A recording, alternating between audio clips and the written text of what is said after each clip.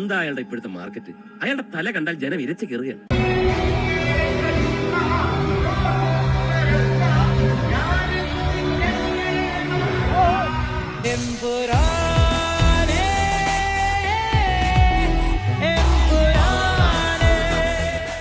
ലൂസിഫറിനെ പോലെ തന്നെ അത്ര ഒരു ലെവലിൽ എത്തിച്ചിട്ടുണ്ട്. ഹിറ്റ് ഹിറ്റ് അണ്ണാ സൂപ്പർ ഹിറ്റ്.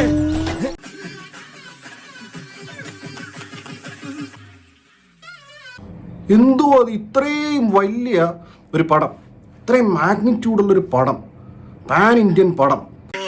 ഈ അപരാധിച്ച കഥ നിർത്തിയിട്ട് പോയ കാര്യം എന്താന്ന് വെച്ചാ പറ. ഈ റാവുത്തർ ചെയ്യാൻ ഒരാളെ കിട്ടിയില്ലേ പൃഥ്വിരാജ് സുകുമാരന്?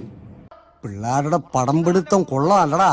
പിന്നെ ആശാന്റെ മുഖം നന്നായി പതിഞ്ഞിട്ടുണ്ട്. അണ്ണനെ ഒന്ന് ഒറ്റയ്ക്ക് കിട്ടാൻ വേണ്ടി കാത്തിരിക്കായിരുന്നു ഞാൻ.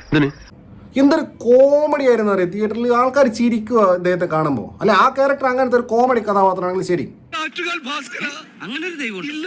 ഇത്തരം സന്ദർഭങ്ങളിൽ ഇല്ലാത്ത ദൈവത്തെ വരെ വിളിച്ചു പോകും. എന്ന് പറയുന്ന പൃഥ്വിരാജാണെങ്കിൽ ഏവനാണെങ്കിൽ അഹങ്കാരം ശകലം കാണിക്കും.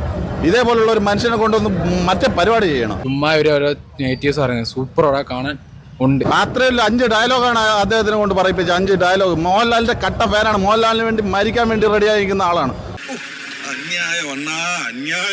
ഈ സിനിമയിൽ എനിക്ക് ഗൂസ് ബംപ് വന്ന, കണ്ണ് നിറഞ്ഞ, അതായത് ഇമോഷണൽ മാസിൽ കണ്ണ് നിറയില്ലേ, അങ്ങ് ആ സാധനം വന്ന ഒരു മൊമെന്റ് ഇന്റർവെലിന് ശേഷമുണ്ട്. സെക്കൻഡ് ഹാഫ് കഴിഞ്ഞപ്പം എല്ലാരും എന്താ ഈ രോമാഞ്ചം പറയത്തില്ല, ആ സാധനം വന്നു.